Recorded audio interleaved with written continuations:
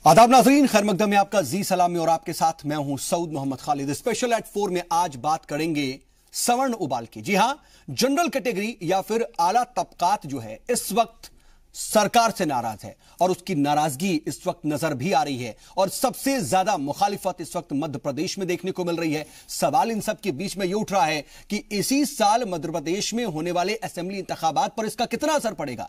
वहीं अगले साल 2019 के जो जनरल इलेक्शंस हैं, क्या इसकी आंच उन इलेक्शंस पर भी पड़ेगी?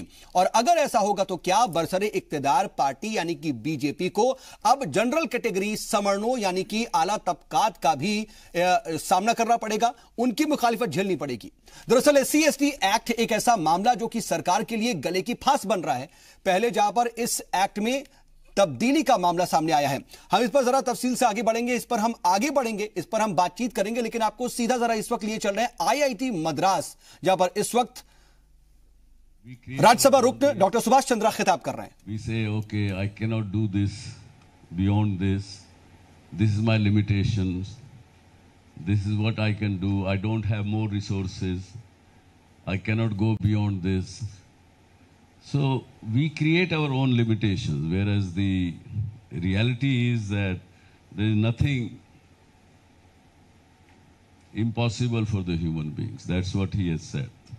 And his entire life's lectures, if you look at big volumes, and there are small booklets also. Maybe, I don't know, someone have read his teachings or not. Basically, this is one line, that you are Brahmasmi. I mean, Aham Brahmasmi. That's all. I am Brahma. I can do anything and everything. And that's what practical aspect of his teaching I have seen today. Then also I say, of course, none of you need any motivational speech or anything,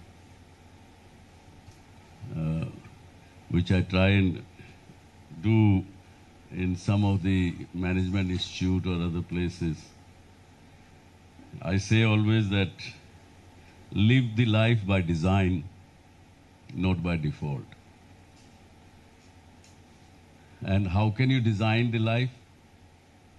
You need three things. And that is, number one is knowledge. Knowledge, according to me, is find out the facts.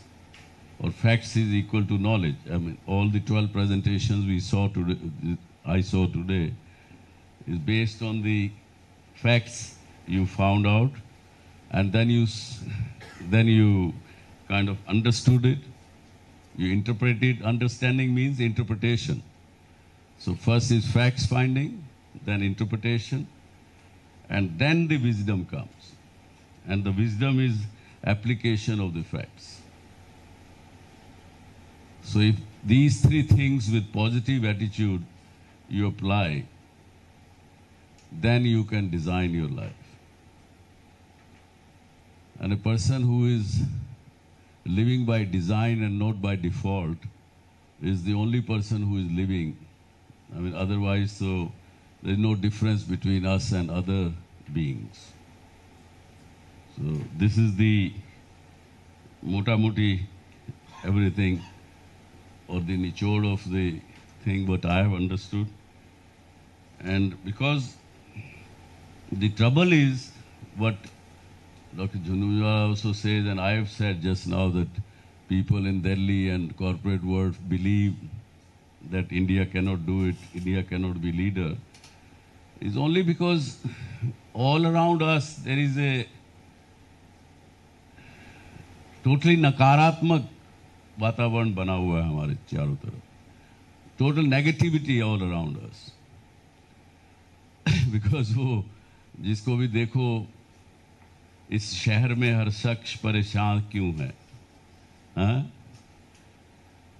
ये वो गाना है, वही बात है. आँखों में क्या क्या, I don't know whether somebody knows this song.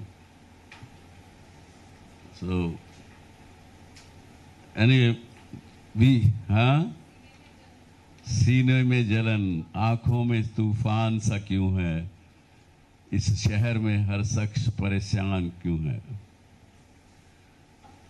ये है आज चारों तरफ हमारे यही सब वातावरण बना हुआ है। तो we have forgotten the power of positivity. We can not think positive. Anything and everything can't be done. It's negative. So, but anyway, I'm sure you all sitting in this room will definitely, you have shown and you will continue to show that there is no negativity. There is all positivity around us. I'm taking away lots of positives from you all. We'll try to put across wherever we can, wherever I can, that look at IIT Chennai or IIT Madras, where what they have done, and they will continue to do. I assure the faculty, the other people, and of course there are angel investors sitting here. You have to definitely support, and you are supporting all innovations. We have to continue our journey, and as I say, we have to, these people, those who have negativity, let's say if they are having a 6 inches line, we have to draw a 12 inches line to make them small. That's the only way I think we can win over, and we can make our country a proud nation where we can regain, our next coming generations can regain their lost pride, their self-respect. Thank you very much. Jai Hind, Jai Bharat.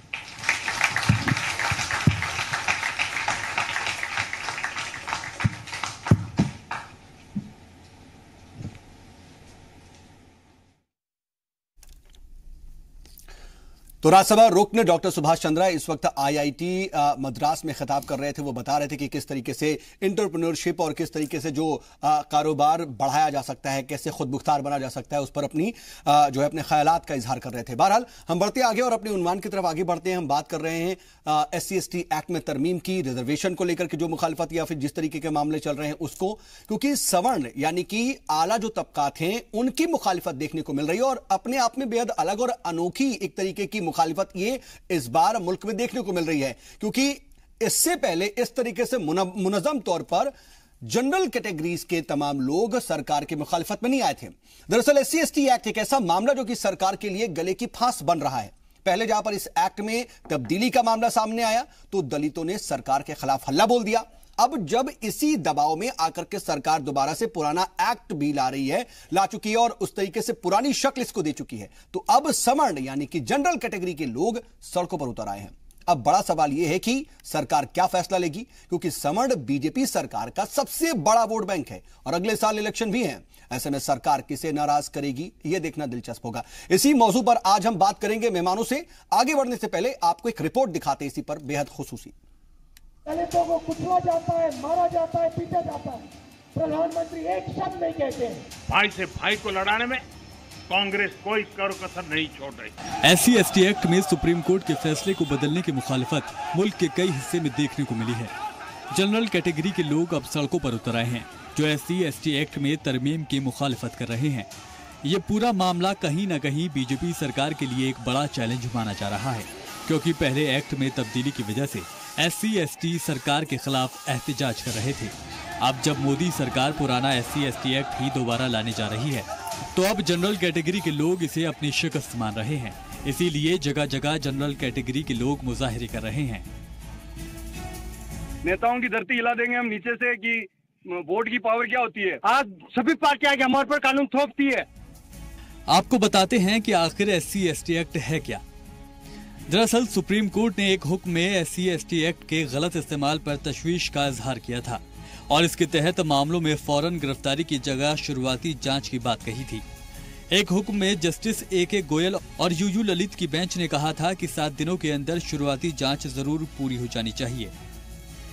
जहां कुछ लोग इसे कानून के गलत इस्तेमाल का इल्जाम लगाते हैं, तो वहीं इसके हामियों का कहना है ये कानून दलितों के खिलाफ इस्तेमाल होने वाली नस्ली तबसरे और हजारों सालों से चले आ रहे जुल्म को रोकने में मदद करता है। इस एक्ट में हुई तब्दीलियों की मुखालफत में पूरा मुल्क में दलितों ने एहतजाज किया था और कई जगह तशद्दुद भी भड़का था, जिस तशद्दुद में 9 लोग मारे गए थे। ब्यूरो रिपोर्ट, जी सलाम। तो बात यह है कि आखिर जाएं तो जाएं कहां, क्योंकि एक तरफ जब सुप्रीम कोर्ट ने यह फैसला सुनाया था इसको लेकर के और जिस तरीके की तरमीम सुप्रीम कोर्ट की तरफ से सामने आई थी, उस वक्त दलितों का एक तरीके से पूरी तरह से आंदोलन, उनकी जो मुखालिफत है, उनका जो एहतजाज है वो देखने को मिला था। लेकिन अब जब मरकजी हुकूमत ने इसमें तरमीम कर दी और दोबारा से SC/SC एक्ट को अपनी पुरानी शक्ल में ला दिया, तो फिर अब सवर्ण यानी कि आला जो तबका है वो उसकी मुखालिफत में है। जाए तो जाए कहां, क्योंकि 2019 में कम से कम वापस से बरसरे इख्तिदार में आना है। क्या इसको लेकर के कोई रास्ता है? इस पर हम जरा बातचीत करेंगे। हमारे साथ बातचीत के लिए खास पैनल मौजूद है। अपने मेहमानों से आपका तारुफ करा देते हैं। हमारे साथ 5 खास मेहमान इस वक्त स्टूडियो में जुड़ चुके हैं। हमारे साथ मौजूद हैं बीजेपी के नेशनल तर्जुमान महेश वर्मा साहब, इसके अलावा बीजेपी के कांग्रेस से हमारे साथ कांग्रेस के तर्जुमान घनेंद्र भारद्वाज जी हैं। वहीं LJP के तर्जुमान AK वाजपेयी साहब इस वक्त हमारे साथ मौजूद हैं। वहीं हमारे साथ सीनियर जर्नलिस्ट अमलेंदु उपाध्याय जी हैं और दलित थिंकर हमारे साथ मौजूद हैं प्रोफेसर देवराज सिंह जी। आप सभी का बहुत इस्तकबाल है।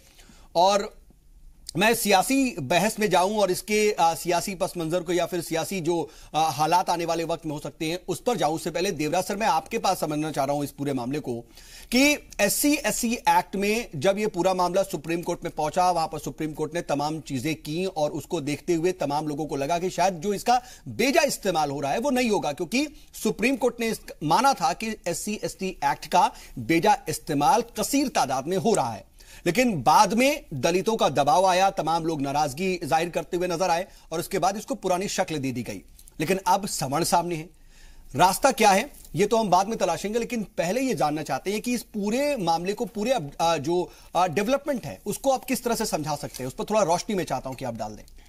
देखिए, हम अगर इतिहास देखें अनुसूचित जाति जनजाति का, अनटचेबिलिटी का, तो ये अधिनियम पारित किया था, अनटचेबिलिटी एबोलिशन अधिनियम, और वो चीजें तभी भी समाज से खत्म नहीं हुई और 1989 में फिर SC/ST एक्ट पारित किया गया। ठीक बात।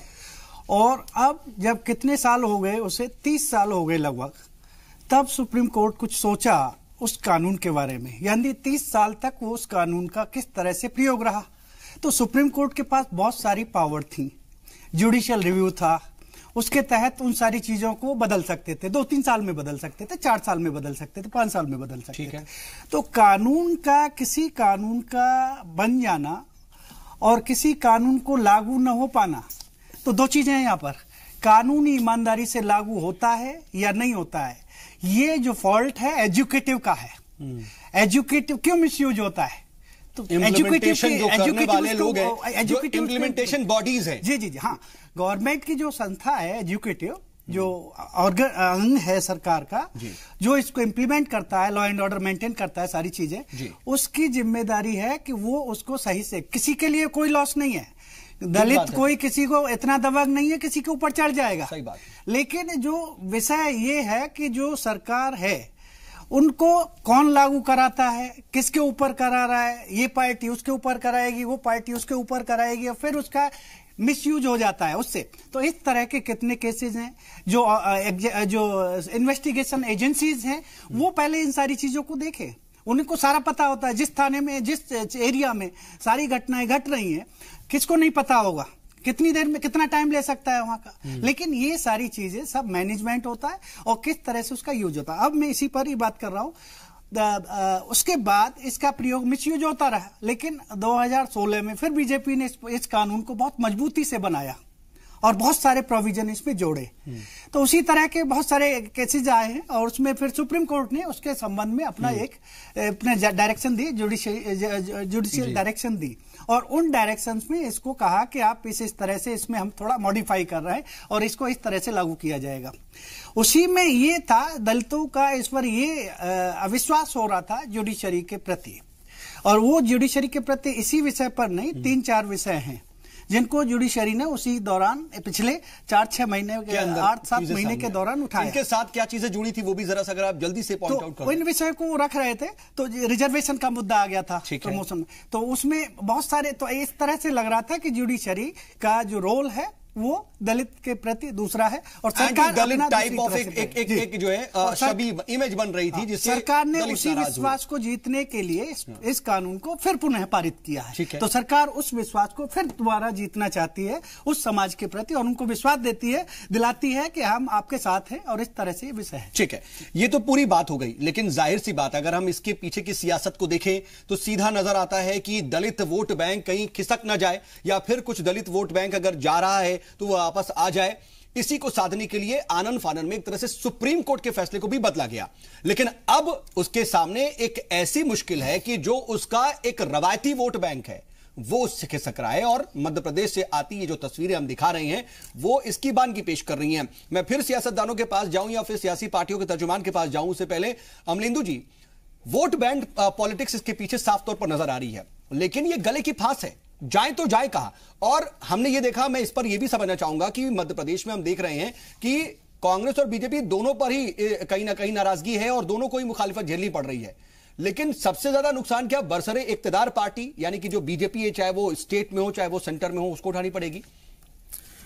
देखिए है तो वो पूरी तरह से वोट बैंक पॉलिटिक्स। हाँ, है तो वोट बैंक पॉलिटिक्स ही, और वोट बैंक पॉलिटिक्स क्या मतलब, कोई भी मुद्दा हो अंततः जुड़ता राजनीति से ही है। और इसलिए जब लोग बात करते हैं कि राजनीति से दूर रहना चाहिए, इसलिए तभी हम कहते हैं कि नहीं, बिल्कुल राजनीति में ही रहना चाहिए, क्योंकि राजनीति आपकी जिंदगी के एक एक पल का हिसाब तय करती है। आप कब सांस ले रहे हैं, किस तरह की सांस ले रहे हैं, कैसी हवा ले रहे हैं, ये भी राजनीति ही तय करती है। तो इसलिए सारे विषय राजनीतिक हैं और राजनीति में ही हल हो सकते हैं। जहां तक इस मसले का सवाल है, असल में ये भारतीय जनता पार्टी की सरकार जो है उसके लिए गले की फांस इसलिए बन गया कि दोहरे मापदंड पर चलने के लिए ये सरकार जो है अभिशप्त है। ये दोहरे मापदंड हर मामले में अपनाती है। इस मामले में भी यही हुआ है। पहले तो सुप्रीम कोर्ट में सरकार ने इस केस के में पैरवी नहीं की कायदे से। अच्छा, जब वहां खारिज हो गया, सुप्रीम कोर्ट ने उसको अपने संशोधन दे दिए, तो तब भी फिर उसमें खामोश रहे, अपील नहीं हुई उसकी। फिर जब मामला ज्यादा बढ़ा और जब दलितों का बंद हुआ, भारत बंद हुआ अप्रैल में जी 2 अप्रैल को हुआ था संभवतः, उसके बाद फिर जब वो हिंसा हुई या हिंसा कराई गई, जो भी रहा हो बहरहाल, तो जब सरकार के ऊपर आरोप लगे, तब फिर सरकार जो थी एकदम से जागी कि अरे बिना दलित वोट के सरकार भी नहीं बननी है, चुनाव नजदीक है। तब फिर उस पर एकदम से फिर एक्शन लेने की कोशिश की गई। अब वो गले की फांस बन गई है। असल में मसला यह है कि भारतीय जनता पार्टी का जो मूल चरित्र है वो सवर्णवादी ही है, सवर्णों का प्रभुत्व है। लेकिन अब समस्या ये है कि सरकार चूंकि केवल सवर्णों के बल पे बन नहीं सकती, सबका वोट चाहिए, सबका वोट चाहिए, तो दिखाने के लिए फिर दलितों का हितैषी भी बनना पड़ता है। लेकिन मसला ये है कि सबसे ज्यादा दलितों के ऊपर जो अत्याचार के केसेस हैं वो भारतीय जनता पार्टी शासित राज्यों में ही होते हैं। तो इस तरीके से कहीं ना कहीं फंस रही है। अब जो सवर्णों के सामने समस्या है, अब सवर्णों के सामने समस्या ये है कि वो जिसको अपनी पार्टी समझते थे, जिन पे वो अपना दांव लगाए हुए थे और पिछले लगभग 2 दशक से जो थे वो भारतीय जनता पार्टी के बंधुआ मजदूर बने हुए थे, अब वो देख रहे हैं कि वो तो जिसके बंधुआ मजदूर थे वो भी उनके साथ में नहीं है। तब उनके सामने समस्या आ रही है कि हम जाएं तो जाएं कहां। जहां तक कांग्रेस का सवाल है तो लेकिन अधिनियम को लेकर कांग्रेस ही आई थी। हाँ। और इस बात को स्वीकार करना पड़ेगा कि दलितों के ऊपर अत्याचार आज भी होते हैं। और इसमें जो एक्ट में दोबारा से सुप्रीम कोर्ट की हिदायत के बाद दोबारा से बदलाव जो हुए, वो जाहिर सी बात है सभी पार्टियों की रजामंदी से हुए। सभी पार्टियों ने इसमें सुर मिलाया, सबकी रजामंदी से हुए। और जो लोग उसमें कांग्रेस भी शामिल है, और जो लोग हर चुनाव से पहले नारा दे देते हैं कि आरक्षण हटाओ और आरक्षण पर पुनर्विचार हो, आरक्षण पर पुनर्विचार होना चाहिए, जो संसद के बाहर कहते हैं वो संसद के अंदर जाकर के वोट करते हैं। तो भाई आप अपनी स्पष्ट नीति रखिए ना कि आप अगर आरक्षण के समर्थन में हैं तो समर्थन में रहिए, ठीक है, विरोध में है तो विरोध में रहिए। पॉलिसी की बात आ रही है, मैं जरा इस पर रिएक्शन ले लेता हूं। महेश जी, पहले तो ये दिख रहा है कि क्या ऐसा है कि ये जो पूरा मामला है वो कहीं ना कहीं गले की फांस की, इधर जाए तो इधर कुआं इधर खाई, इसको कैसे आप संभालेंगे? और पॉलिसी के ऊपर कहीं ना कहीं अमलेंदु जी जो है वो सवाल उठा रहे हैं कि आप क्लियर नहीं है, कहीं ना कहीं आप सबको साथ लेकर के चलना चाहते कि 5 उंगलियां घी में हो, लेकिन ऐसा मुमकिन नहीं। देखिए, अमलेंदु जी का अपना विचार हो सकता है, ठीक है ना। अमलेंदु जी जो कह रहे हैं, अब वो क्यों कह रहे हैं ये वही बता सकते हैं, लेकिन एक चीज स्पष्ट है कि SC/ST एक्ट जो है, जो बनाया गया, उसकी जो मूल अवधारणा थी, उसका कारण ये नहीं था जो अभी दिखाई दे, ये जो आपको सामने दिखाई दे रहा है, ये नहीं है, ये तो उन्माद है, ये तो फैलाया जा रहा है, ये बताया नहीं जा रहा है। सामने तो ये सवर्णों की मुखालिफत है, ये उनका एहतजाज है। ये लोगों को गुमराह किया जा रहा है, बहुत सारे लोग नहीं, ये वो लोग हैं जिनको गुमराह किया जा रहा है। अच्छा। ये वही लोग हैं। आप एक चीज मुझे बताइए कि ये 89 में जब ये एक्ट लाया गया, उससे पहले मैं पत्रकार रहा लखनऊ में, मैं जब था तो एक बार गाजीपुर में कम से कम 60-62 जिंदा दलितों को जला दिया गया था। कम से कम इस तरह की हजारों घटनाओं के बाद SC/ST एक्ट का जन्म हुआ। सुप्रीम कोर्ट में SC/ST एक्ट का मिसयूज के ऊपर जो सुप्रीम कोर्ट का ऑर्डर है, उस ऑर्डर को ऑर्डिनेंस के जरिए क्यों ओवर रूल किया गया, गवर्नमेंट ने क्यों ऐसा किया, ये समझना बहुत जरूरी है, क्योंकि सुप्रीम कोर्ट का ये मानना था कि ये मिसयूज हो रहा है। मिसयूज का जो लोग जिम्मेवार थे, सुप्रीम कोर्ट ने उनको अकाउंटेबल नहीं किया और एक्ट को अकाउंटेबल कर दिया।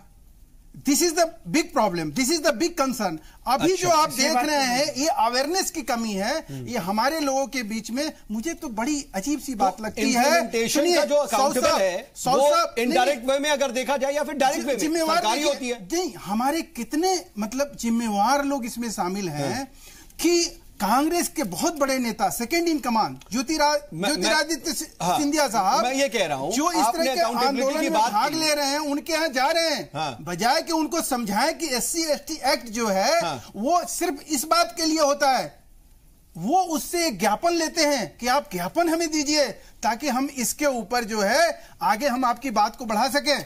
लोग संविधान जला रहे हैं और हम नजारा देख रहे हैं। हम ये बताने की कोशिश नहीं कर रहे हैं कि SC/ST एक्ट क्या है और किस तरह से उसको लागू करना चाहिए। हम बताने की भी कोशिश कर रहे हैं। आप शुभेंदु उपाध्याय जी जैसे पत्रकार लोग अगर ये बात कहें कि हमने सुप्रीम कोर्ट में कुछ नहीं किया, अरे इस एक्ट में हमें कहने के लिए बचा क्या था जो हम वहां कहने जाए? ठीक है, मैं और बाकी मेहमानों के पास जाऊं, लेकिन उससे पहले महेश जी ये बता दीजिए कि आपने कहा कि अकाउंटेबिलिटी नहीं तय की, अकाउंटेबल लोगों पर जिम्मेदारी नहीं तय की, बल्कि एक्ट को जिम्मेदार ठहरा दिया। एक्ट अगर जिम्मेदार नहीं है तो क्या सरकार है? क्योंकि अकाउंटेबल तो सरकारी है। सर, मैं तो वही कह रहा हूं, मैं तो कह रहा हूं कि हमारा कानून फेल नहीं हुआ। ये कानून की बात, ये कहा जा रहा है कि SC एक्ट को जो सुप्रीम कोर्ट ने एक्ट को जिम्मेवार ठहराया कि इसका मिसयूज हो रहा है, इसका दुरुपयोग हो रहा है, इसको बंद करना चाहिए, या और कर रहे थे ना, इसके ऊपर जो है एक DCP या IPS अफसर को लगाना चाहिए। कुछ और लोग कर रहे थे, उस चीज को सरकार उसको नहीं देख पाई और उसका मिसयूज नहीं रोक पाई, तो सरकार अकाउंटेबल है ना? आप ये कह रहे हैं। मैं ये कह रहा हूं कि सरकार की बात आप जो कर रहे हैं ना कि सरकार अकाउंटेबल है, सरकार अकाउंटेबल तो हर हाल में होती है। जो आप कह रहे हैं वो खुद सामने लागू कराने वाले को भी पड़ती है। लेकिन आप एक चीज साहब, एक चीज आपको मानना पड़ेगा कि SC एक्ट पे आज जो बहस कर रहे हैं, बात कह रहे तो अच्छी बात है महेश जी। उस बहस आज तो ये जिगरा भी नहीं है ना कि लोग इस बात में हमसे गलती हो गई। बहस को इस अंजाम तक ले जाइए, उस बहस को इस अंजाम तक ले जाइए कि एक सामाजिक बुराई थी जो इस एक्ट के तहत खत्म करने की कोशिश की गई, और उसकी मूल अवधारणा क्या है उसको बताने की कोशिश करें लोग। वाजपेयी साहब, इसके ऊपर राजनीति जब दलितों की आती है तो दलित वोट बैंक की सबसे बड़ी बात होती है, क्योंकि किसी को इससे मतलब नहीं कि दलितों का उत्थान हो रहा है कि नहीं हो रहा है, उनकी रोजी रोटी को लेकर के, उनकी तालीम को लेकर के, तमाम चीजों को लेकर के आप जैसी पार्टियों के तमाम लोग भी और मायावती की पार्टियों के तमाम लोग भी उनके खैरख्वाह बने हुए हैं, लेकिन दलितों का जो एक तरीके से समाजी सतह में बदलाव होना चाहिए वो हुआ नहीं है। लेकिन इस एक्ट को लेकर के जिस तरह की बातें आई और अब सवर्णों की कहीं ना कहीं मुखालिफत जो झेलनी पड़ रही है सरकार को, क्या आपको लग नहीं रहा कि आने वाले वक्त में बहुत मुश्किल हो जाएगी आखिर में साल के मध्य प्रदेश में और फिर 2019 में सेंटर में? देखिए, आप कैसे जो है सबको साथ रखेंगे, दलितों को भी कैसे जोड़े रखेंगे और फिर सवर्ण कैसे वापस आएंगे? देखिए, जिस तरह से ये आंदोलन हो रहा है ना जी, इसी तरह से हमारी बहस भी गुमराह हो रही है। पूरी चीजों को तरीके से समझना पड़ेगा। तथ्य अभी तक सामने नहीं आए हैं। अभी तक एक ही चीज सामने आई है, एक ही चीज सामने आई है कि मिसयूज हो रहा था। मिसयूज एक हिस्सा है उसका। देखिए, SC/ST एक्ट में ये हुआ कि पहले अगर कोई SC/ST कम्युनिटी का आदमी जाएगा कि मेरे साथ ये इन्होंने अपशब्द यूज किए, तो FIR रजिस्टर्ड करनी होगी इमीडिएटली, फौरन। नंबर 1। ठीक बात। नंबर 2, उसमें जो अक्यूज होगा, जिसका नाम लिया जाएगा, वो एंटीसिपेटरी बेल के लिए नहीं भागेगा। अदरवाइज क्या होता है, एक सेकेंड, अदरवाइज क्या होता है, कोई भी एफआईआर होगी, कोर्ट में जाओ, एंटीसिपेटरी बेल करा लो, मिलेगी नहीं मिलेगी वो बात की बात है। इस एक्ट में जो सुप्रीम कोर्ट का फैसला आया उसके हिसाब से क्या हुआ कि एफआईआर नहीं होगी, एंटीसिपेटरी बेल के लिए आप जाओगे, ये सबसे बड़ा बदलाव था। और एफआईआर कब होगी, तीसरी बात ये आई कि एफआईआर होगी 7 दिन बाद, पहले जो आप कंप्लेंट देंगे इनिशियल जांच होगी, उसकी इनिशियल जांच करेगा, और एम्प्लॉय, और अगर एम्प्लॉय का है तो एम्प्लॉयर की सबसे हाईएस्ट आदमी की परमिशन लेनी पड़ेगी ऑफिसर से। मान लो केरला में अपराध हुआ है और दिल्ली में अपॉइंटिंग अथॉरिटी है तो यहां से अप्रूवल मिलेगी। ये सारी चीजें सुप्रीम कोर्ट ने डाइल्यूट कर दी। और ये कहना गलत है कि जुडिशरी की वजह से पार्लियामेंट ने ये किया है, ये बिल्कुल गलत है। डाइल्यूट कर दी। जैसे ही पता चला 20 तारीख का फैसला है, 22 तारीख को हम फॉरेन कोर्ट भाग गए रिव्यू के लिए, लोक जनशक्ति पार्टी, और 23 तारीख को प्रधानमंत्री से बकायदा बात की। उन्होंने बात को समझा इसी तरीके से जैसे हम समझा रहे हैं, और फौरन एक ग्रुप ऑफ मिनिस्टर्स बना दिया। उसके बाद वो भी सरकार भी रिव्यू पिटीशन के लिए चली गई। ठीक है, आपके हिसाब से तो वापस उसको जो है बदल देना ठीक है, बिल्कुल ठीक है। उसमें तो ये आंदोलन क्यों हो रहा है, मुझे इस बात की समझ नहीं आ रही।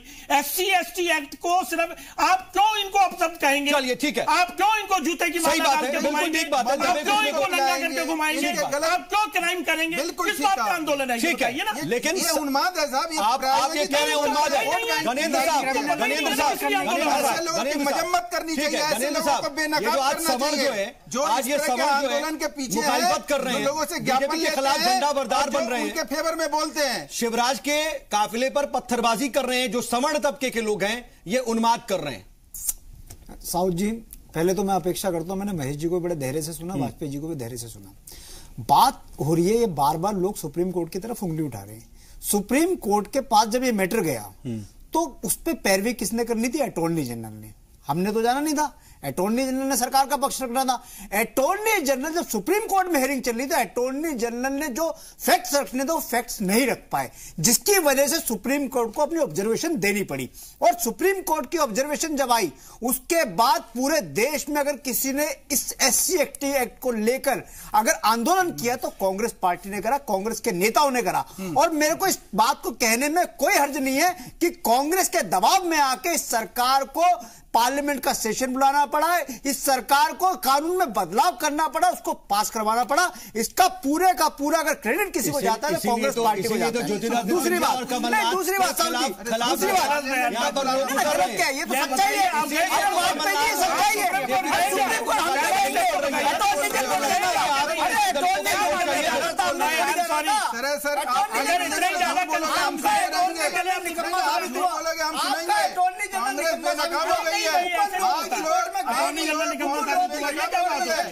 कांग्रेस का दलित विरोधी चेहरा आपका सामने आ गया है। आप दलित सुनने का धैर्य रखा करो, बोलने का धैर्य रखते, सुनने का भी रखा करो।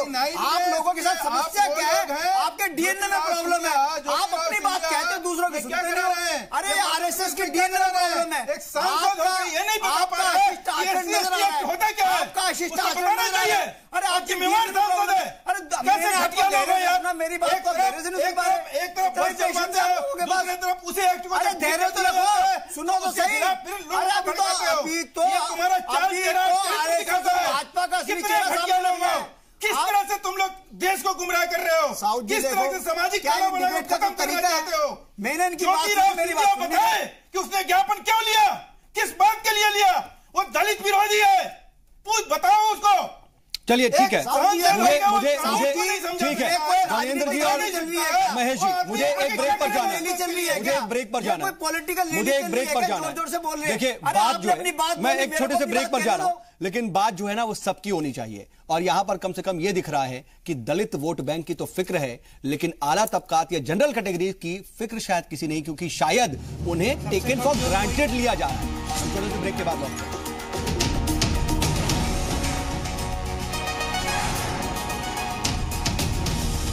जी सलाम, हिंदुस्तान की उम्मीद।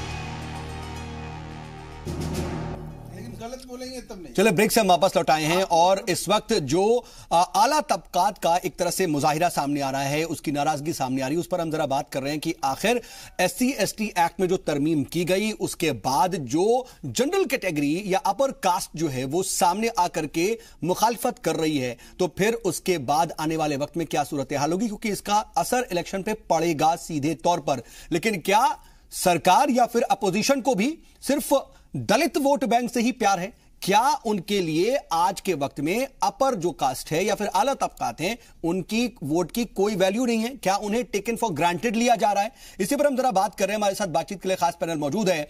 देवराज जी, क्या ऐसा है सबसे कमजोर कानूनी तौर पर, क्या इस वक्त अपर कास्ट ही है जिसकी वजह से यहां पर भी हम जब बात कर रहे हैं तो चाहे अपोजिशन के हों चाहे वो बरसरे इख्तिदार पार्टी के हों, बात या फिक्र जो है वो दलित वोट बैंक की नजर आ रही है? अगर इस एक्ट में तरमीम की गई है, एक बात अपनी तरफ से वाजपेयी जी कह रहे हैं कि ठीक है इस तरीके से उनके खिलाफ तशद्दुद नहीं किया जा सकता, गाली नहीं देनी चाहिए, गलत बातें नहीं की जानी चाहिए, ठीक बात है, लेकिन इसमें जो बेजा इस्तेमाल हो रहा है वो भी तो इसका पार्ट है ना। इस पार्ट को भी सिरे से हम खारिज क्यों करें? और सुप्रीम कोर्ट भी इस बात को ही ले रहा है। देखिए, मैं यहां पर यह कहूंगा कि अगर कानून का मिसयूज होता है तो वो गलत है, लेकिन ये कानून जो प्रोटेक्शन देने के लिए बनाया गया है समाज के कमजोर वर्ग को, और समाज का जब कमजोर वर्ग है, कानून अगर स्ट्रिक्ट होगा तो भय होगा। तो कानून मजबूत होना चाहिए, कोई भी कानून हो उसे डाइल्यूट नहीं करना चाहिए। रही बात तो इसलिए कानून हम यहां पर देखिए ये चीज बहुत साफ कर देना चाहते हैं, क्योंकि देखिए बात जो है ना ये मैटर जुडिशरी से जुड़ा हुआ है, तो हम किसी भी तरह से सुप्रीम कोर्ट के फैसले पर कोई सवाल नहीं उठा रहे। सुप्रीम कोर्ट ने बहुत सोच समझ करके अपनी बात रखी, उनमें जो भी जो हिदायत दी थी सुप्रीम कोर्ट ने वो बिल्कुल ठीक थी, और अब उसके बाद ऐवान को, संसद को इसका अख्तियार है कि वो उसमें कुछ बदलाव कर सकती है, आईनी तौर पर कुछ चेंज कर सकती है, वो कर रही है। लेकिन हम सुप्रीम कोर्ट के फैसले पर किसी तरह का कोई सवाल नहीं उठा रहे। ये एक एक्टर की जिम्मेदारी के तौर पर मैं इस बात को वाज़ेह कर देना चाहता हूं। मैं यहाँ पर यह कहना चाह रहा हूं, यहाँ पर सुप्रीमेसी न तो सुप्रीम कोर्ट की है और न पार्लियामेंट की है। यहाँ पर अकॉर्डिंग द कॉन्स्टिट्यूशन जो भी होगा ठीक, ये बिल्कुल ठीक बात है। हाँ। लेकिन सुप्रीम कोर्ट का अगर सुप्रीम कोर्ट ने जो नियम बनाया, जो डायरेक्शन दी, तो पार्लियामेंट ने फिर क्यों वो किया? थोड़ा सा डाइल्यूट हो गया आपकी नजर में, आपकी नजर में। इसको हम ये नहीं मान सकते कि सब कुछ है और गॉड है, सुप्रीम कोर्ट जो भी दे देगा जो ही मान लेंगे, तो ये नहीं, लेकिन हम उसके फैसले पर सवाल नहीं उठा रहे। मैं ये कहना चाह रहा हूं, ओवर रूल हो गया। तो उस समय मैं ये बताना चाह रहा हूं, इस कंडीशन में कोई भी कानून आएगा, कानून अगर मजबूत होगा, स्ट्रिक्ट होगा, तो वो उसकी जो नेचर होगी जनता में भी, पब्लिक में भी, वो एक्सेप्टेबल होगी। उसमें क्राइम करने के लिए लोग सोचेंगे कि इस तरह से अगर हुआ तो हमारी ये हालत होगी। तो ये इस डायरेक्शन में कानून जो आया ये अच्छा है, लेकिन इसके मिसयूज के मैं खिलाफ हूं, उस पक्ष को भी मैं रख रहा हूं जो लोग आंदोलन कर रहे हैं। ठीक है, इसका जो यूज मिसयूज ना हो, इन्वेस्टिगेशन। लेकिन अमरिंदु जी, जिस तरह से आपने कहा कि कहीं ना कहीं जो अपर कास्ट है एक तरह से वो रवायती वोटर रहा बीजेपी का, और ये कहा गया कि आपके ही अल्फाज में कि एक तरह से बंधुआ मजदूर रहा, लेकिन आप जब वो सामने आ रहे हैं तो फिर उनकी मुखालिफत भी पच नहीं रही है और ये बात अपोजिशन पर फोड़ी जा रही है। अमरिंदु जी, मैं सर आ रहा हूं आपके पास, लेकिन क्या वाकई अपर कास्ट को बहुत ज्यादा टेक इट फॉर ग्रांटेड लिया जा रहा है? क्योंकि अभी भी अगर हम बात कर रहे हैं तो दलित वोट बैंक की तो फिक्र नजर आ रही है, लेकिन अपर कास्ट वोट बैंक के बारे में बात ही नहीं हो रही है, या फिर ये जो मुखालिफत हो रही है उसको उन्माद करार दिया जा रहा है? देखिए, मैं महेश जी की एक बात से बिल्कुल सहमत हूं कि ये बताने की कोशिश नहीं की जा रही है कि ये एक्ट है क्या। ना सरकार बताने की कोशिश कर रही है, ना कोई और बताने की कोशिश कर रहा है। ये जिम्मेदारी बनती थी सरकार की, वो जो उनका कोर वोटर है जिसमें विरोध पुतरा हुआ, उसको समझाते कि भाई ये एक्ट जो है वो उनकी सुरक्षा के लिए है, और उससे पहले कितने केसेस होते थे इस तरीके के, उनमें कितनी कमी आई उसके बाद से। ये सरकार की जिम्मेदारी थी बताने की। इस बात से कोई इनकार नहीं कर सकता कि आज भी दलितों के साथ अत्याचार होता है, जबरदस्त तरीके से होता है, और एनसीआरबी के आंकड़े बताते हैं कि जहां जहां भाजपा की सरकारें, और मध्य प्रदेश इसमें मध्य प्रदेश अव्वल है। तो इसलिए ये कहना। दूसरी बात ये कि मिसयूज जो है वो किसी भी कानून के खत्म होने का आधार नहीं बन सकता। मिसयूज तो दफा 25 का सबसे ज्यादा होता है।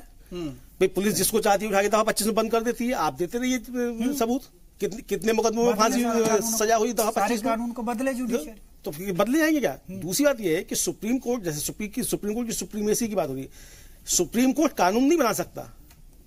जो संविधान है उसकी व्याख्या कर सकता है, हिदायत जारी कर सकता है। हिदायत भी जारी नहीं कर सकता। ये भी प्रचलन चल निकला है कि सुप्रीम कोर्ट हिदायत जारी कर रहा है। ये सुप्रीम कोर्ट का अधिकार क्षेत्र नहीं हिदायत जारी करने का। सुप्रीम कोर्ट सरकार से कहता है, लेकिन जब कोई मैटर जो है सब जुडिस होता है तो उसको उस पर गौर तो होगा। नहीं, उस पर गौर होगा, लेकिन आप सरकार को हिदायत नहीं दे सकते। सरकार कानून नहीं बनाती है, कानून संसद बनाती है। सरकार संसद में पेश करती है कानून को।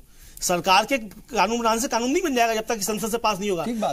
और संसद की सार्वभौमिकता, संसद की अपनी स्वतंत्रता अलग है, सुप्रीम कोर्ट की बिल्कुल अलग है। इसलिए दोनों के अधिकार क्षेत्र अलग हैं। और आपको याद होगा कि स्वर्गीय सोमनाथ चटर्जी जब नहीं रहे और उनसे काफी ज्यादा तनाजा हुआ सुप्रीम कोर्ट का इस मसले को लेकर, जब वो लोकसभा के अध्यक्ष थे, अधिकार क्षेत्र को लेकर के ही। तो इसलिए हो रहा है कि जब कोई भी संविधान का एक अंग जो है, एक कोई भी तीनों में से वो जहां से कमजोर पड़ता है तो दूसरा उसको बैलेंस करने के लिए हावी होने की। ठीक है, लेकिन मैं यहां पर ये जो तस्वीरें हैं, ये जो काले झंडे दिख रहे हैं, ये लोग उन्मादी हैं। अपने खिलाफ अगर कोई गलत ये बात जो कह रहे हैं महेश जी, तो क्या अपर कास्ट के वोट बैंक को टेक इट फॉर ग्रांटेड लेने की एक रवायत है? क्योंकि वो जानता है कि उसको तो वोट देना ही है और कहीं ना कहीं तो जाकर के वोट देगा। देखिए, असल में मैं आ रहा हूं, भाजपा ये समझती है कि उसका जो हिंदुत्व का मुद्दा है वो जातिवाद के ऊपर हावी हो जाएगा। ठीक, लेकिन ये भूल जाते हैं कि जाति इस समाज के अंदर, खासतौर से हिंदू धर्म के अंदर 5000 साल पुरानी है। वो आपके नकली आवरणों से ढक नहीं जाएगी। आप जितना से ढकने की कोशिश करेंगे तो फौरी तौर पे आप सामने दूसरे शत्रु को रख करके, किसी भी अल्पसंख्यक समुदाय को रख करके आप फौरी तौर पे तो उसको दबा सकते हैं, लेकिन आपके अंदर की जो कुलबुलाहट है, आपके समाज के अंदर की जो अंतर्विरोध है, वो आपके सामने निकल कर सामने आएंगे।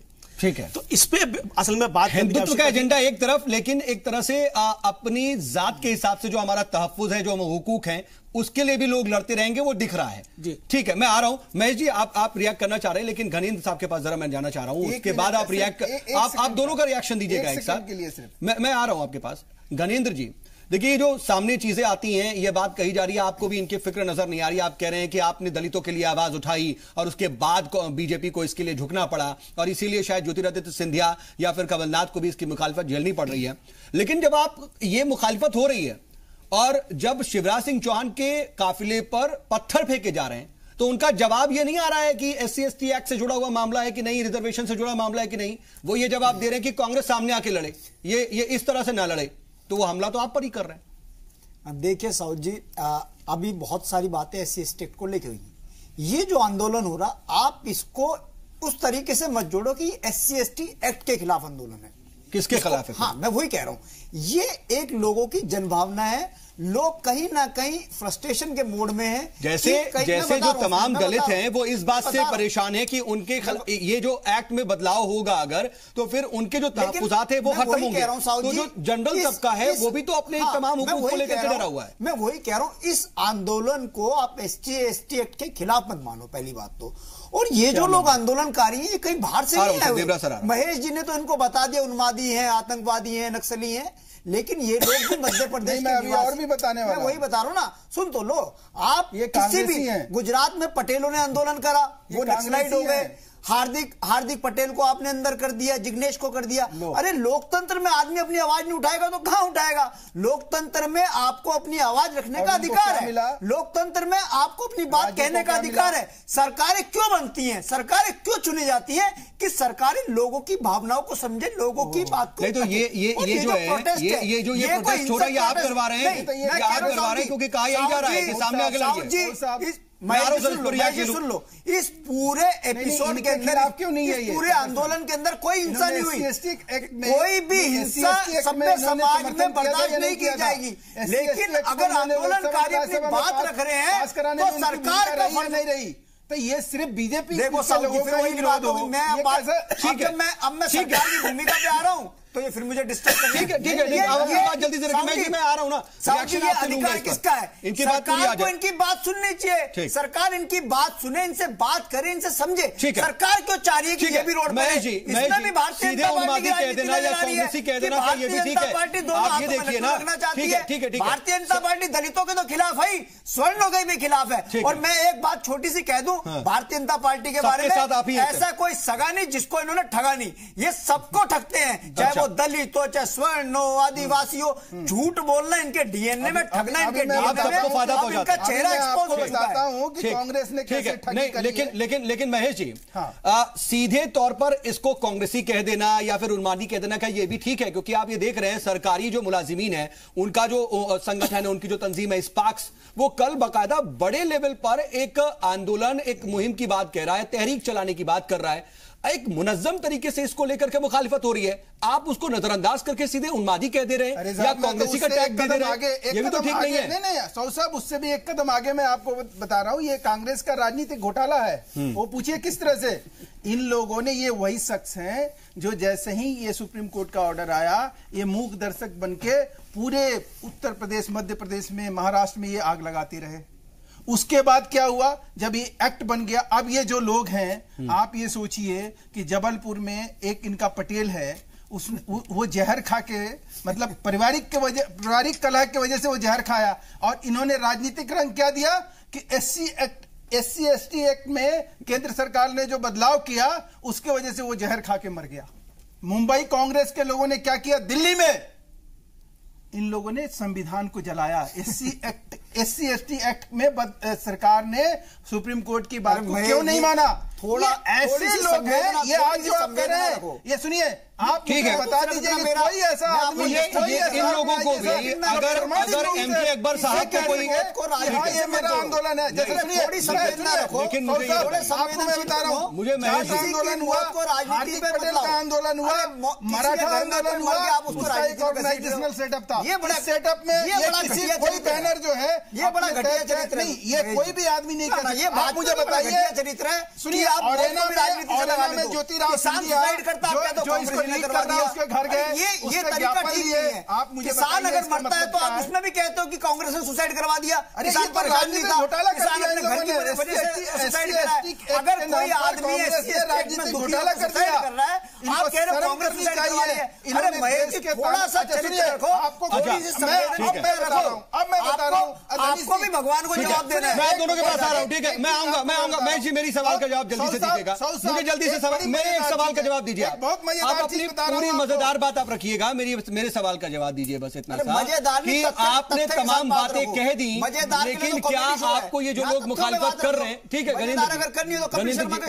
गणेंद्र जी आ रहा हूं, उनको तो बोलने दीजिए, गणेंद्र जी आ रहा हूं, ये बताइए जो लोग मुखालिफत कर रहे हैं उनकी कोई फिक्र है कि नहीं है, उनके बारे में सोचेंगे कि नहीं सोचेंगे, एक बार समझेंगे कि नहीं समझेंगे कि कोई है। वाजपेयी साहब ने कहा ना, एक बहुत अच्छी बात कही वाजपेयी साहब ने, आपने उसको शायद अगर ये उस बात को फिर से दोहराया जाए और कहा जाए कि इन लोगों को ये बताने की जरूरत है, ये बेचारे इनको मालूम ही नहीं है कि एससी एसटी एक्ट क्या होता है, उनको मालूम बता दीजिए ना, आपको बताना चाहिए था। गणेंद्र जी तो कह रहे हैं, अमलेंदु जी भी कह रहे हैं कि आप बता देते, कम से कम आप जागरूकता तो लाते हैं, इसको छोड़कर जब आप लूपहोल छोड़ेंगे तो फिर उसका फायदा उठेगा।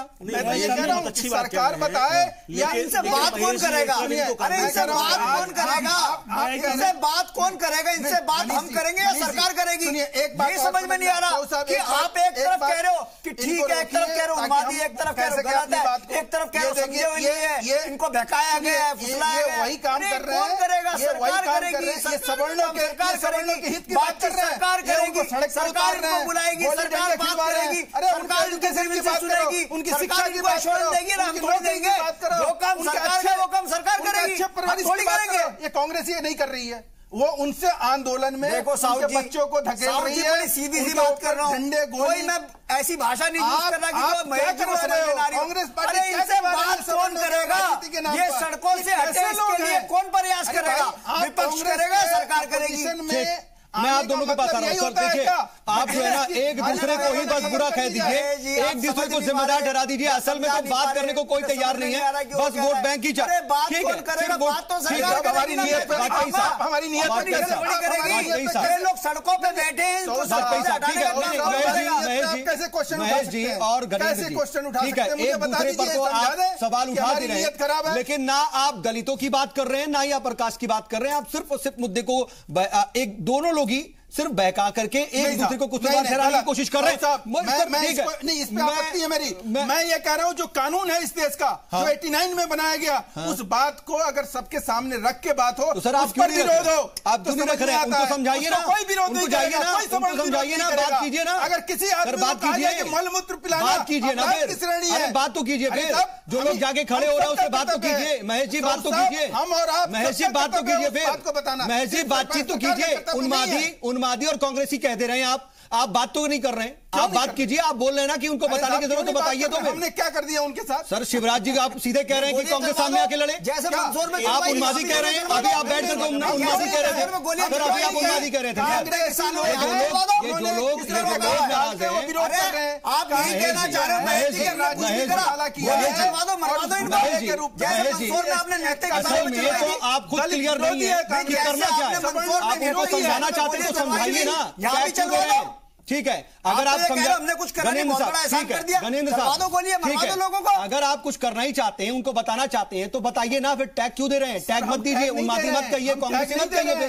चलिए ठीक है, कोशिश करिए। चलिए वाजपेयी साहब, बताने का कोई तरीका नहीं है, वो क्या बताया जा सकता है? बताइए ना। आपकी बात बिल्कुल ठीक। आप 10 लोग, अरे इस के लोगों को बुला लीजिए। कल आंदोलन होने वाला है, कल एहतजाज हो रहा है, आप इस के लोगों को बुला लीजिए। कैसे बात करना चाहे तो बात आराम से निकल जाएगी। आज बताइए, आपकी सरकार इनसे बात करने में असमर्थ है। आपकी सरकार के पास ताकत नहीं है। आपकी सरकार पूरी तरीके से बताएं कि क्या है।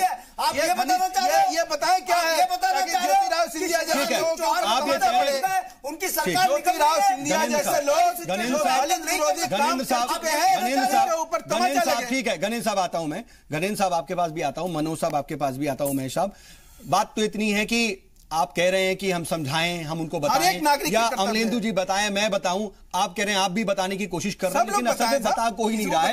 ये हम भी जान रहे हैं कि कोई बता नहीं रहा है। और इस पर जो बहस हो रही है ना, इसका जो माइलेज मिलेगा एक तरीके से पॉलिटिकल माइलेज, उसी को लेने की कोशिश हो रही है। और आप दोनों की तरफ से ये हो रही है। शिक्षा को लेकर, वाजपेयी साहब जरा ये बताइए, वाजपेयी साहब, यहाँ पर दलितों की बात हो रही है, आप ये बात कह रहे हैं हम उनके साथ खड़े मिलेंगे, मिसयूज ले आए ना कोई प्रस्ताव, सवालों को लेकर कोई प्रस्ताव लेकर आए, सर कोई भी लेकर आए, आपके बीच या दो लोगों के बीच डिबेट नहीं हो रही। लेकिन इस तरह से मैं साहब, दोनों लोग के बीच डिबेट नहीं हो रही सर, आपके या गणेंद्र साहब के बीच डिबेट नहीं हो रही, बाकी लोग भी हैं। वाजपेयी साहब, आप ये कह रहे हैं कि इस एक्ट में एक पार्ट है इसका मिसयूज होना, लेकिन अगर किसी एक्ट का मिसयूज होना इसका पार्ट है और उससे एक बड़ा तबका मुतासिर हो रहा है जो आज अपने तहफुजात को लेकर के सड़क पर है। जरूरी नहीं है कि वहां पर ये लोग कह रहे हो कि मैं गाली बकने के लिए ही यहां पर आ रहा हूं और मुझे आजादी दी जाए गाली बकने की, या फिर मुझे कुछ कहने की आजादी दी जाए। हो सकता है कि वो फेक केसेस के लिए परेशान हो सकता है कि वो इस चीज के लिए परेशान हो कि कभी भी पुलिस आएगी, उन्हें पकड़ ले जाएगी, उनके खिलाफ FIR हो जाएगी, उनको अग्रिम जमानत का भी हक नहीं है, तो वो थोड़ा डर रहे हैं। अगर वो डर रहे हैं तो क्या उनका डर दलितों का भी डर है और अपर कास्ट का भी डर है? जरूरत है कि बात सबकी हो ना। इसका वाजपेयी साहब जवाब मैं देता हूं। देखिए, जहां तक मिसयूज का सवाल है, अभी बड़ी बेकवरी से इन्होंने, अमलेंदु साहब ने भी बताया कि मिसयूज के पॉइंट पे कोई कानून रद्द नहीं होना चाहिए। मिसयूज टाटा का भी होता है, मिसयूज पोटा का भी होता है, मिसयूज एंटी डाउरी सेल का भी होता है। कौन सी लॉ का मिसयूज नहीं होता है? नंबर 1। नंबर 2, जो भी क्राइम होता है उसमें कॉग्निजेबल ऑफेंस है, नॉन कॉग्निजेबल ऑफेंस है, मतलब FIR होगी। और सुप्रीम कोर्ट की कम से कम सैकड़ों रूलिंग है कि कोई भी आदमी अगर FIR लिखाने जाता है उसकी FIR करिए। तो वही इस कानून में, इसमें फर्क क्या हो क्या रहा है? आम मामलों में FIR लिखवाने जाइए तो सिर्फ शिकायत लिख दी जाती है, FIR नंबर तो देना नहीं पसंद किया जाता है। सबको छोड़ते हैं। आप जो पॉइंट ले रहे हैं दूसरे पॉइंट बताता हूं आपको कि ये राजनीति का जो क्वेश्चन है ना आपका, याद करो 2 अप्रैल को जब दलित आंदोलन चल रहा था, राहुल गांधी ने ट्वीट किया था और आंदोलन को भड़काने के लिए उन्होंने क्या ट्वीट किया कि SC/ST एक्ट रद्द हो गया है। क्या कभी SC/ST एक्ट रद्द हुआ? Answer is no, only section 18 dilute हुआ था। तो ये वही सरोकार है सारा का सारा। ये जो आंदोलन हो रहा है ना, आप कह रहे हैं समझाइए, समझाने की हम पूरी कोशिश कर रहे हैं, लेकिन दूसरी तरफ से भड़काने का दलितों को भी भड़का रहे हैं, बिल्कुल सवर्णों को भी भड़का रहे हैं, यही कर रहे हैं क्योंकि सत्ता में छटपटाए हुए हैं। सत्ता कैसे आएगी? पूरे मध्य प्रदेश के लोग रिप्रेजेंटेटिव करते हैं? नहीं, मध्य प्रदेश के सारे लोग यहाँ खड़े हैं, हकीकत को समझना होगा। ये 100-200 लोग खड़े होकर ये क्या कर रहे हैं? ये पूरे मध्य प्रदेश। मैं इस पर तो इस पर तो झूठे आरोप लगाने से गणेश साहब इस बात का पहले मैं महेश साहब ठीक है वाजपेयी जी, ऐसा अगर कोई ट्वीट राहुल गांधी जी का हो, अगर आप दिखा दोगे मैं ये सब चैनलों पे चला है, सबको मालूम है ये तथ्य, ये सबको मालूम है। राहुल गांधी का अभी सबको मालूम है, झूठ बोलने की जरूरत नहीं है, नहीं पता, कभी झूठ बोलने का मतलब ही पैदा नहीं होता। राजनीतिक संन्यास तो आप अभी ले लो, वो इस तरह से कि अभी आपने थोड़ी देर पहले कहा कि हमने SC ST एक्ट का अगर विरोध नहीं किया होता, अगर SC ST एक्ट का विरोध नहीं किया होता, अमित शाह को भेज देंगे सुप्रीम कोर्ट में जाके तपस्या करने के लिए, सुप्रीम कोर्ट के उस फैसले का विरोध नहीं किया होता तो ना पार्लियामेंट बुलाई गई होती है, ना सरकार ने कानून में बदलाव किया होता। आतंकवादी कह रहे थे, नक्सली कह रहे थे, अरे भैया ये आप कह रहे हो, आप भड़का रहे हो उनको, अभी भी उन्माद कर रहे हो, सोचो ये अपराध है, ये अपराध है। आप कौन करेगा टेलीविजन पे कंट्रोल, कौन करेगा? ये लॉ एंड ऑर्डर की प्रॉब्लम है, लोगों को भड़का रहे हो, गवर्नमेंट करेगी, भावनाओं को भड़का रहे हो। पर जब भी बात आती है गलत बात कर रहे हो आप नहीं, आप इलीगली आप कानून ये मान लो आप कि मध्य प्रदेश की के तौर पे अगर ये बात कर रहे हो बिल्कुल नकारा है, कोई सिचुएशन हैंडल नहीं कर पा रही, ठीक है, या आप मैं आप दोनों के पास आ रहा हूँ, ठीक है कोई ना कोई तो वही वाली बात है कि जब आप दोनों के पास आ रही बात तो तू मैं पे रह जा रही है बात, जरा सा हम बात कायदे की है उसी को कहा जाएगा। ठीक है, अगर ये डिबेट आप करा रहे हैं कायदे की बात तो अभी तक आपने एक भी नहीं बोली, कंक्लूड करिए, पूरी डिबेट एक घंटे की हो गई, एक भी बात कायदे की नहीं बोली। क्या मजेदार बात, ठीक है, हम वही कर रहे हैं, कायदे की बात हो रही है, ये प्रायोगिक आंदोलन 200 लोगों को लेकर एक भी साल के आखिर में पता चलेगा कि ये प्लान था या नहीं। मैं दोनों के पास आ रहा हूँ, अमलेंदु जी ये बताइए कि इसका सीधा सा सियासी असर तो पड़ेगा, और जाहिर सी बात है हम ये देख रहे हैं कि मुखालिफत जो है वो सिर्फ शिवराज सिंह चौहान की या फिर थावरचंद गहलोत की, MJ अकबर की नहीं हो रही है, बल्कि ज्योतिरादित्य सिंधिया को भी मुखालिफत झेलनी पड़ रही है, कमलनाथ को भी झेलनी पड़ रही है। असर लेकिन इसका सियासी तो होगा। असर किसको ज्यादा नुकसान पहुंचाएगा? बरसरे इक्तदार इस वक्त बीजेपी है, एंटी इनकम्बेंसी से लड़ रही है, तमाम चीजें उसके साथ हैं और तमाम तरह के सर्वेज आ रहे हैं कि किस तरह के हालात हो सकते हैं और जन आशीर्वाद यात्रा निकालनी पड़ेगी शिवराज सिंह चौहान को। क्या उनको ज्यादा नुकसान होगा या कांग्रेस को यह ज्यादा नुकसान पहुंचाएगा कि ये फिर से खड़ी ना हो पाए?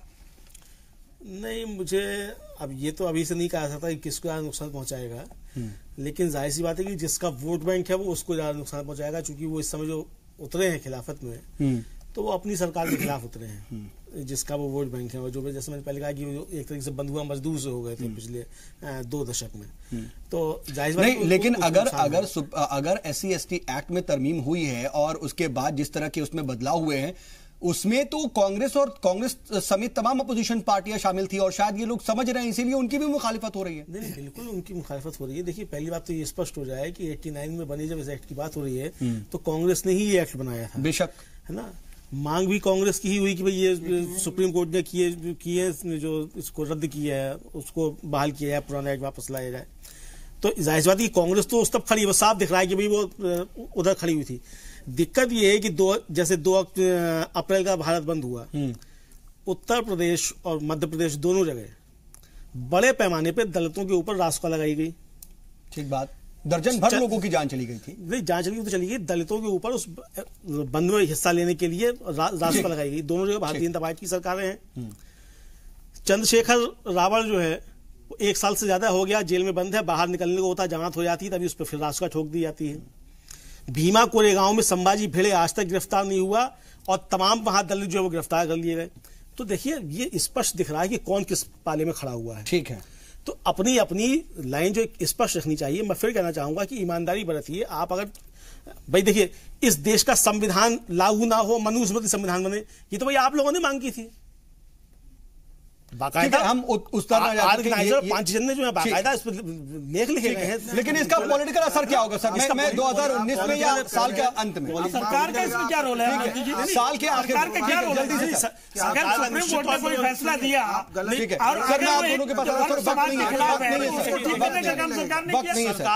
सरकार की सबसे बड़ी कमी यही है, आप 5 जनहित की तरफ जा रहे हो। नहीं, आप ही सरकार की सबसे बड़ी कमी है, सरकार की सबसे बड़ी कमी यही है कि सुप्रीम कोर्ट में उसकी पहले तो ढंग से पैरवी तो हमारे केस की करते हैं। अच्छा, कौन वकील अच्छे ढंग से पैरवी नहीं करता है? अच्छा, तो बताइए सरकार कब गई?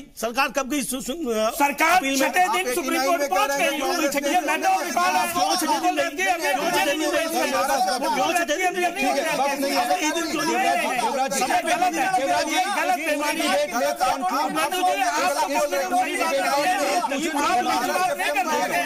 सर मेरे पास वक्त नहीं है, आप बजट में चले गए। सर मैं रोक रहा हूँ, सर आप रोक देवराज जी, ठीक है, कोई नहीं सर, कोई नहीं बोलेगा क्योंकि सर वक्त नहीं मेरे पास। Devraj ji final remark sir, concluding remark Devraj ji. कैसी बात कह रहे हैं? देखिए इस विषय को मैं एक बार फिर कंक्लूडिंग रिमार्क सर शॉर्ट में। ये जो आंदोलन हो रहा है, दलित का जो आंदोलन हुआ था 2 अप्रैल का, उसमें और इसमें अंतर है।